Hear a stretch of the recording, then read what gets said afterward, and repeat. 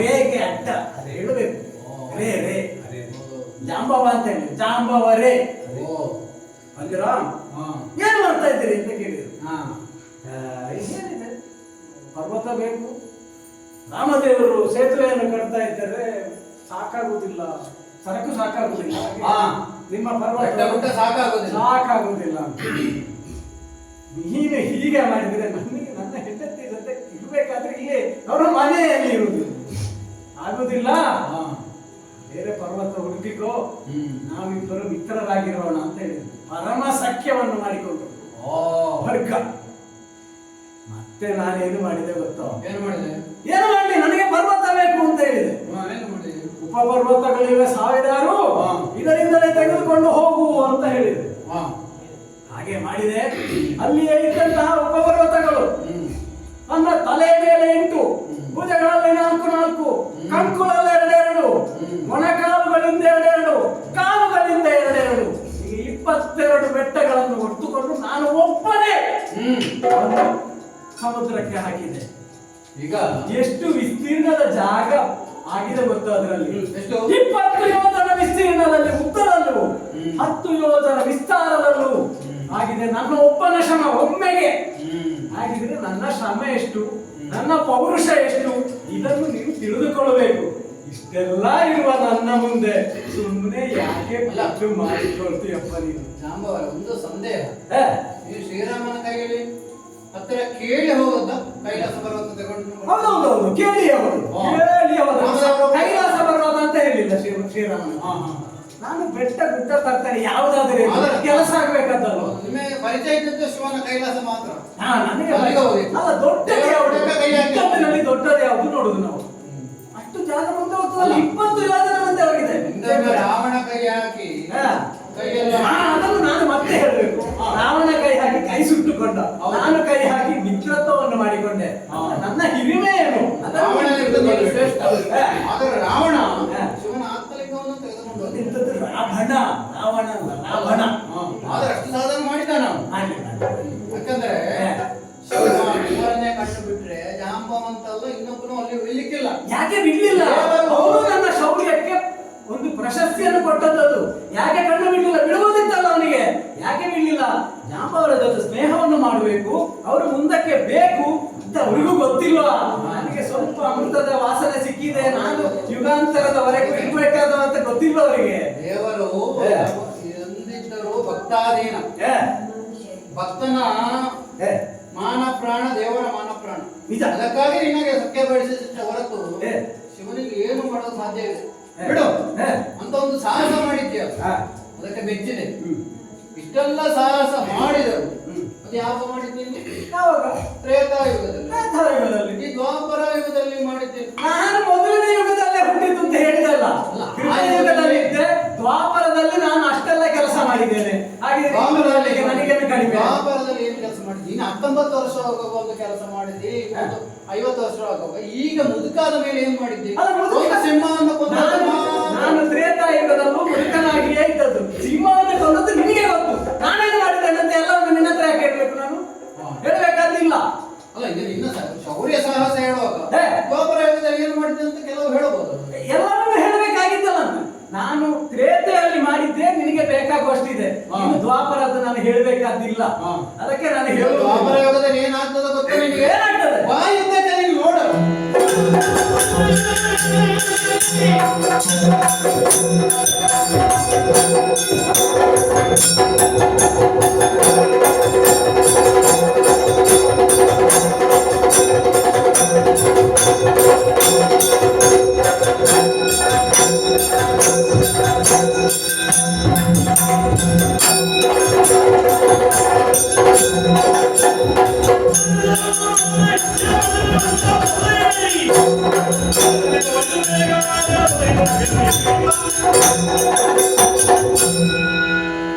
ಜಾಂಬವಂತ, ಆ ಯುಗದಲ್ಲಿ ಹೀಗೆ ಮಾಡುತ್ತೇನೆ, ಈ ಯುಗದಲ್ಲಿ ಹಾರ ಮಾಡಿದ್ದೇನೆ ಎಂದು ನಿನ್ನ ಶೌರ್ಯ ಜಂಬವನ್ನು ಗೊತ್ತಿಕೊಳ್ಳಬೇಡ. ನೀನು ಈ ಯುಗದಲ್ಲಿ ನಿನ್ನಿಂದ ಏನು ಸಾಧ್ಯವಿಲ್ಲ.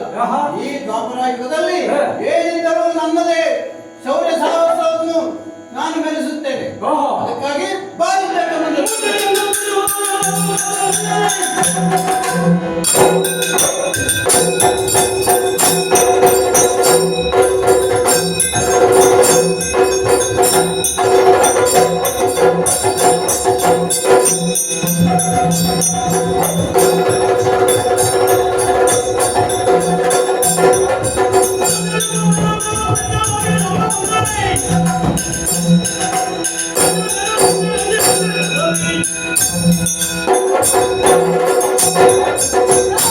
ಕೃಷ್ಣ ಅಂದು ವಾಮನಾವತಾರದ ಸಂದರ್ಭದಲ್ಲಿ ಬಲಿಯೇ ತ್ರಿವಿಕ್ರಮನನ್ನು ತಲೆ ಎತ್ತಿ ನೋಡುತ್ತಿರುವಂತಹ ಸಂದರ್ಭದಲ್ಲಿ ಆ ತ್ರಿವಿಕ್ರಮನಿಗೂ ಭೂಮಂಡಲಕ್ಕೂ 21 ಬಾರಿ ಪ್ರದಕ್ಷಿಣೆ ಬಂದಂತಹ ಈ ಜಾಮವಂತ ನಿನ್ನನ್ನು ಈಗ ಅಡ್ಡ ಮಲಗಿಸಿ ನಿನಗೆ 21 42 ಸುತ್ತು ಬರ್ತದೆ.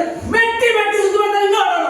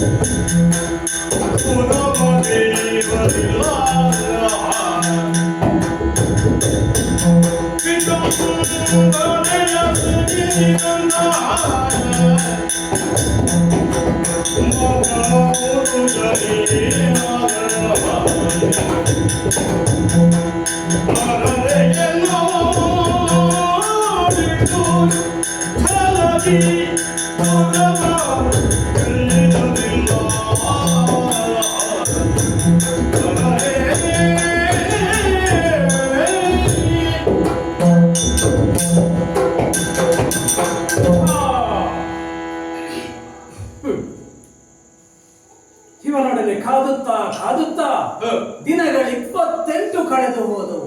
ಹಗಲಿರುಳು ಕಾದಾಡಿದರೂ ಕೂಡ ಸುರಲಲನೆ ನನ್ನ ಕೈಯ ಪಾಲಾಗುತ್ತಿಲ್ಲ. ಹಾಗಿದ್ದರೆ ಜಾಂಬವಂತನಿಗೆ ಸೋಲಾಗುತ್ತಾ ಇದೆ ಅಂತಂದ್ರೆ ಇವನ್ ಯಾರಿರ್ಬೇಕು? ನನ್ನೊಳಗೆ ಆಲೋಚನೆ ಮಾಡುವುದರಿಂದ ಶಕ್ಯವಿಲ್ಲ. ನಾನು ಯಾವುದೇ ಉತ್ತರವನ್ನು ಪಡೆಯುವುದಕ್ಕೆ ಸಾಧ್ಯವಿಲ್ಲ. ಇವನಲ್ಲೇ ಕೇಳೋಣ.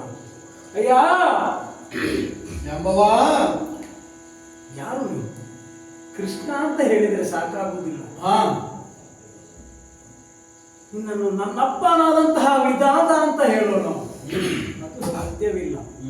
ನನ್ನಪ್ಪ ನನ್ನೊಡನೆ ಯುದ್ಧ ಮಾಡುವುದೇ ಊಹನೆಗೂ ನಿಲಿಕದಂತಹ ಪ್ರಶ್ನೆ. ಹಾಗಿದ್ರೆ ಕೈಲಾಸದಿಂದ ಪರಮೇಶ್ವರ ದೇವರು ಬಂದರು. ಸಾಧ್ಯವೇ ಇಲ್ಲ. ಅಂದು ನಾನು ರಜತಾದ್ರಿಯನ್ನು ಎತ್ತುವ ಸಂದರ್ಭದಲ್ಲಿ ಮಾಡಿಕೊಂಡಂತಹ ಆ ಪರಮ ಸಖ್ಯ ಇದೆಯಲ್ಲ, ಅದನ್ನು ನೆನೆಸಿದ್ರೆ ಪರಮೇಶ್ವರ ದೇವರು ನನ್ನೊಡನೆ ಯುದ್ಧ ಮಾಡುವುದು ಖಂಡಿತವಾಗಿಯೂ ಸಾಧ್ಯವೇ ಇಲ್ಲ. ಅಂತಾದರೆ ನೀನು ಯಾರು? ಜಗದಂಬೆಕೆಯಿಂದ ಹುಟ್ಟಿದವರು 3 ಜನ, ಹರಿಹರ ಬ್ರಹ್ಮರು. ನೀನು ಹರಿಯುವ ಹೇಗೆ? ಎಷ್ಟೇ ಕಾಲ ನಾನು ನಿನ್ನೊಡನೆ ಯುದ್ಧ ಮಾಡಿದರೂ ಕೂಡ ಅಸಮ ಪರಾಕ್ರಮೆಯಾಗಿದ್ದಂತಹ ನನಗೆ ಜಯ ಲಲನೆ ಒದಗಿ ಬರುತ್ತಾ ಇಲ್ಲ ಅಂತ ಆದ್ರೆ ಎಷ್ಟೆಷ್ಟೋ ಮಂದಿಗಳನ್ನು ನಾನು ಯುದ್ಧದಲ್ಲಿ ಸೋಲಿಸಿದವ. ಈ ಕ್ಷಣದಲ್ಲಿ ಆಗುತ್ತಿಲ್ಲ ಅಂತ ಆದ್ರೆ ನೀನೇನಾದ್ರೂ ಹಾಗೆಯೇ ಇದ್ದೀಯೋ? ಯಾರು ನೀನಯ್ಯ? ಯಾರು ನೀನು? ಎಂಬವಾ, ಶರಣ ಹಿಂದೆನ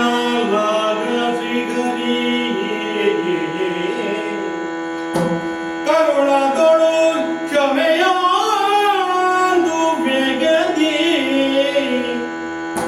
ಧರಿಸಿದನು ಶ್ರೀರಾಮ ರೂಪವಗದ. ಧರಿಸಿದನು ಶ್ರೀರಾಮ ರೂಪವ ಅಧಿವಿಲಾಸದಲ್ಲಿ.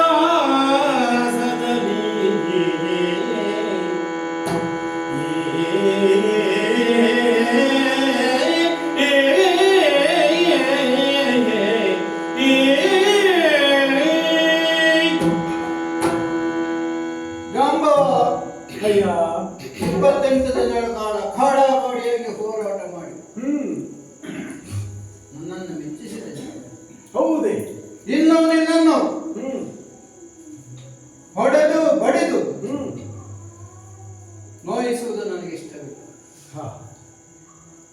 ಎಂದು ಬಲ್ಲೆಯ? ನೋಡಲ್ಲ ಒಬ್ಬ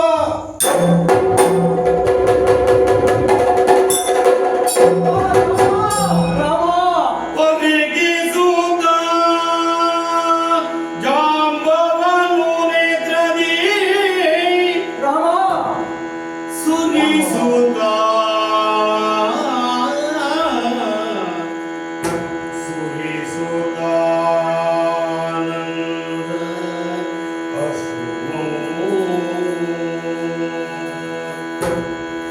ಪರಿಗಿಸುತ್ತ ಜಾಂಬವನು ನೇತ್ರದಿ ಸುರಿಸುತ್ತ ಆನಂದ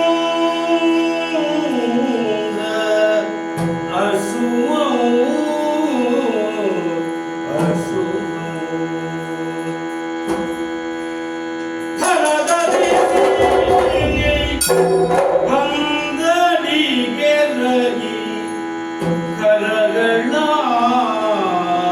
ಮುಗಿದು ದೈನ್ಯದಲ್ಲಿ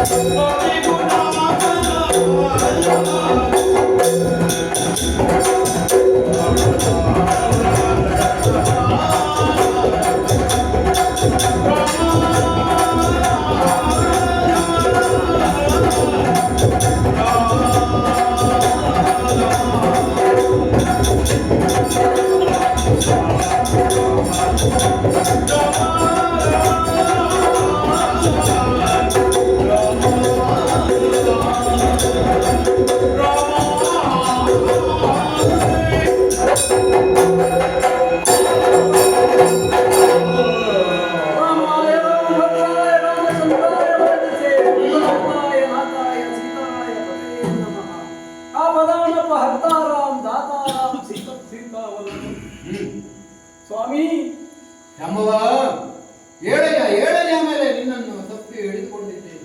ಪೂಜೆ ಮಾಡ್ಲಿಕ್ಕೆ ಹೂವು ಇಲ್ಲ. ಭಕ್ತಿಯೊಂದೇ ಸಾಕು. ದೇವರೇ, ನಿಮ್ಮ ಎದುರು ನಾನು ಯುದ್ಧಕ್ಕೆ ನಿಂತು ಬಿಟ್ಟನಲ್ವೇ? ನನಗೆ ಅಜ್ಞಾನದ ಅಂಧಕಾರವೇ ನನ್ನ ಮನಸ್ಸನ್ನು ಮುಸುಕಿತ್ತಲ್ವೇ? ಸ್ವಾಮಿ, ನಿಮ್ಮ ಅಪ್ಪ ಅಮ್ಮಂದಿರಿಗೂ ಕೂಡ ನಿಮ್ಮ ದೇವತ್ವವನ್ನು ಚಿಕ್ಕಂದಿನಲ್ಲಿ ನೋಡಲಿಕ್ಕಾಗಲಿಲ್ಲ, ಮಕ್ಕಳ ತರದಲ್ಲಿ ನೋಡಿದ್ರಂತೆ. ಮುಂದೆ ಗುರುಗಳಾದಂತಹ ವರಿಷ್ಠರಾದರು ಕೆಲವೊಮ್ಮೆ ಭ್ರಾಂತಿ ಒಳಗಾಗುತ್ತಿದ್ದರಂತೆ. ನಾನಾದರೂ ಹಿರಿಯ ಜಂತುವಲ್ಲವೇ? ಅಂತಹುದರಲ್ಲಿ ಇಷ್ಟು ನಾನು ಮೋಸ ಹೋಗುವುದು, ನನ್ನ ಬುದ್ಧಿ ಕೈ ಕೊಡುವುದರಲ್ಲಿ ತಪ್ಪೇನೂ ಇಲ್ಲ. ಆದರೂ ಕೂಡ ನಿನ್ನ ಮುಖಭಾವವೇ ನನಗೆ ಮರೆವೆಯಾಗಿ ಹೋಯ್ತಲ್ಲ ಸ್ವಾಮಿ. ಅಕ್ಷಮ್ಯ ಅಪರಾಧವನ್ನು ಮಾಡಿದ್ದೇನೆ. ಹೇಗೆ ಈ ಪರಿಮಾರ್ಜನೆ, ಈ ಪಾಪಕ್ಕೆ ಪರಿಮಾರ್ಜನೆ ಅಂತ ಅರ್ಥ ಆಗುತ್ತಾ ಇಲ್ಲ ಸ್ವಾಮಿ. ಕ್ಷಮಿಸಬೇಕು, ನನ್ನನ್ನು ಕ್ಷಮಿಸಬೇಕು. ಎಂಬವ ಜಗಡಕ್ಕೆ ವಂದಿಸಿ ನುಡಿಸುವ ಶರಣನ ಕಡುದಗೆ ಶರಣವಾದೆನುತ ಶ್ರೀಗರಿ ಭರದುಳ್ ಆಲಿಂಗಿಸುತ್ತ